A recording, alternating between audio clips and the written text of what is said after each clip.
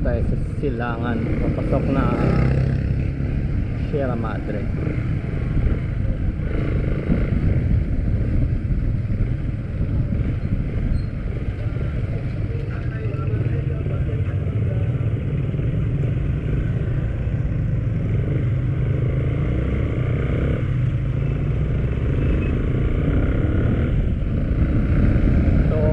Tricycle dito na nagpapakitid dun sa taas, sa bundok, sa loob ng bundok. Yung mga tricycle, oh. Hindi ko lang alam kung magkano bayad, pero meron. Akit dun, oh. Tricycle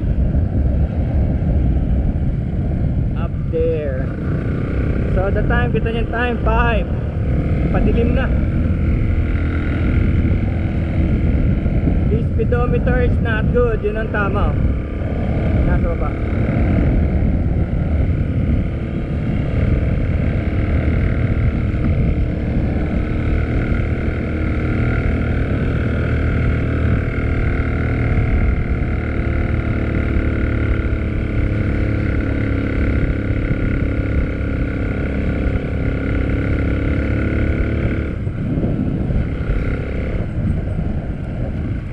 So far we got gasoline, we got food. Yan, pakit na tayo.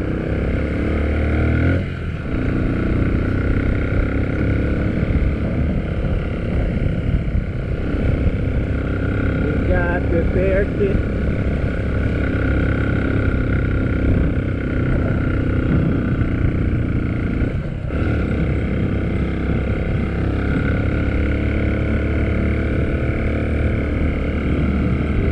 There's the view at the background.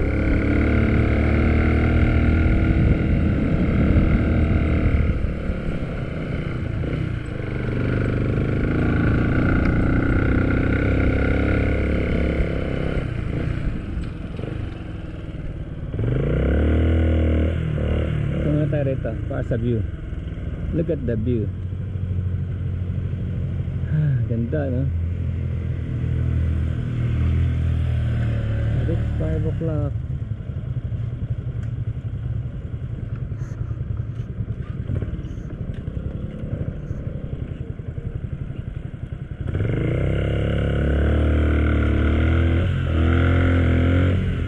Yes. Climb, let's climb.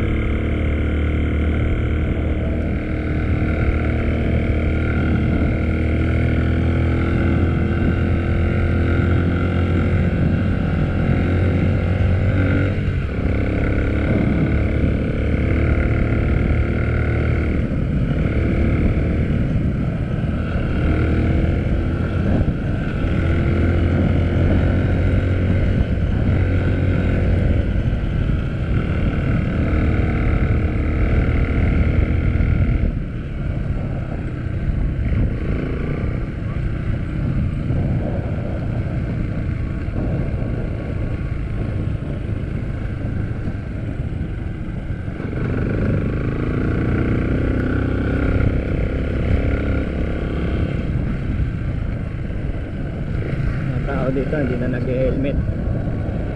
Okay, off-road. Off-road, baby.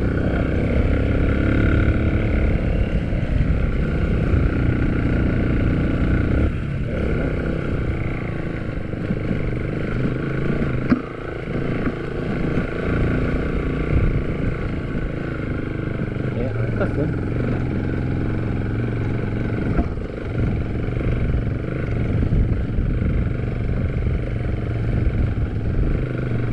Medyo basa. Nagbabago dito sa motor. Yung front tire. Front tire ko pala bago.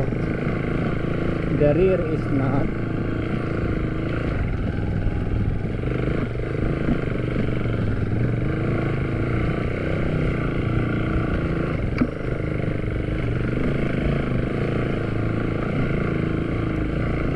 Malakas pa rin talaga itong 135, oh.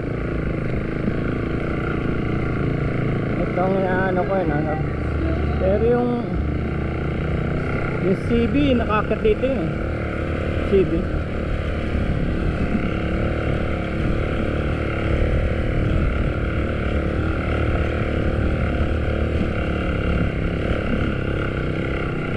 Pero maganda ngayon, hindi basa. 5:15. Kasi 6 o'clock dito nagdidilim eh. Medyo delikado na pagka 6 o'clock. Of course walang ilaw kasi, kaya delikado. May maraming tao dito. Wala lang namang ilaw. May mga tao.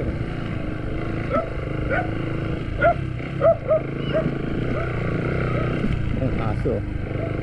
Don't bother me, sabi niya.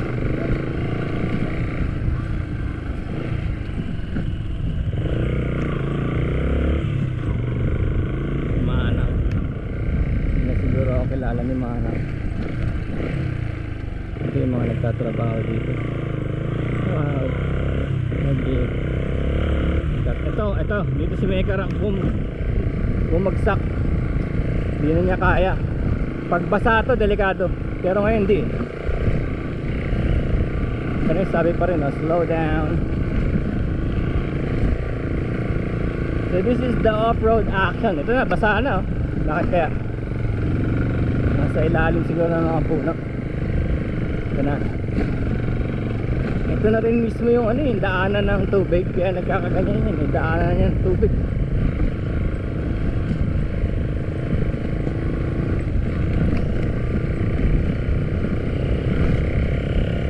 Yan na yung mga tricycle na ginagamit dito. Wow, what's this? Ito yung C6 oh. Yung C6 na highway oh. Talagang kinarb nila yung gubat ano. Oh, ito yung C6 highway oh. Ayan oh. Talagang kinarb nila yung gubat. Dati nakakapasok pa kami dyan eh. Ngayon trespassing na. Kita nyo, no? Oras tayo umalis sa bahay 5 something 5:10 7 minutes, nandito na tayo sa gubat. Diba? May shortcut dito. At malamig na, tsaka presko na. Tsaka kung patestingan lang ng mga moto sa mga manufacturer, dito yung testing no? Mild lang naman din eh. Minsan may mga kanal, pagbasa. Pero dito magandang testingin yung mga tires, brakes, ABS. Inaayos nga nila, C6 nga to. Inaayos na nila. Hindi na ganun kasagwa. Oh, ayan oh. Wow. See? Wow, ganda ng view rito. Asa may bakod?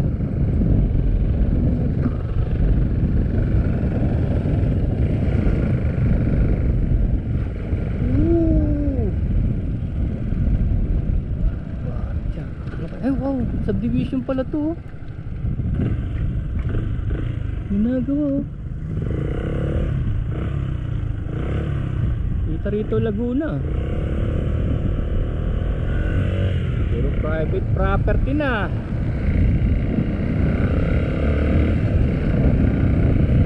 Sierra Madre, panay private property na.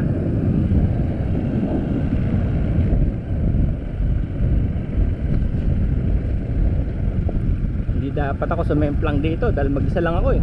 Haha. Hirap na. Solo rider. Balak namin pumunta ng norte. Kami ng kapatid ko this week. Norte. Kaya lang di siya marunong mag-drive ng manual. Tuturuan ko pa. Gagamitin niya to, tapos gagamitin ko yung yung 200 NS. Medyo tricky rin ang tires nito kasi ang tires nito pang off-road eh. Sinet ko to para sa Santa Ines eh. Yung tires nito sinet ko para sa Santa Ines. Wow. But, uy, what happened? Ano nangyari dito?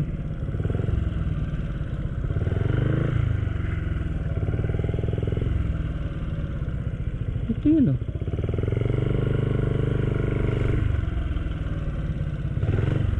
Bike trail ba to? Ayan, ang Maarat Araneta Trail. Ayan, sinabi nila kung sino may-ari. Araneta. Ito yung portion na talagang madawag na. Sometimes dito yung mga ahas. My god, kanina lang tuyo, ngayon basa. Oh my god. Iba to ah.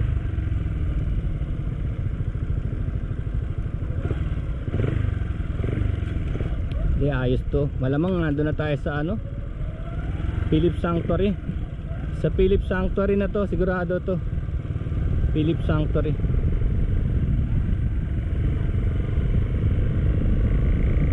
Ninibago lang ako kasi dinevelop na nila yung bungad eh. Maglalaban na naman tayo ng sapatos nito.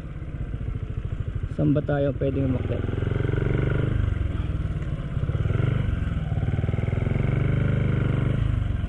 Kakatakot oh, tignan mo yung mga ano, mga puno.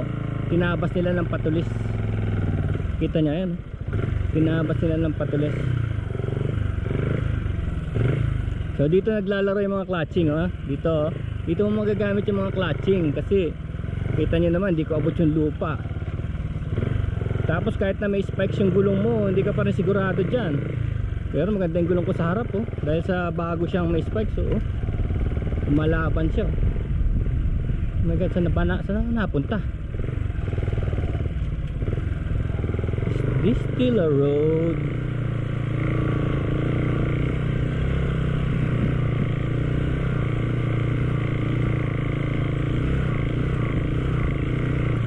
Ayan oh, yung tawag dito yung, oh no, kita nyo may spike yung harap ko pero yung likod ko hindi oh. Oh, oh, palitin na rin yung likod ah.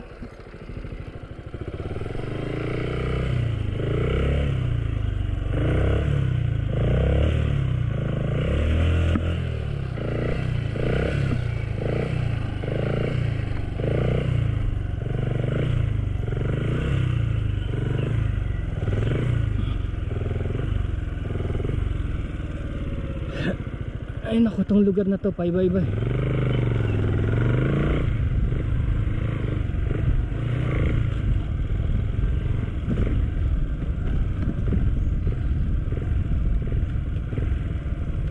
Ano nang ganyan na? Ba't naging ganyan na?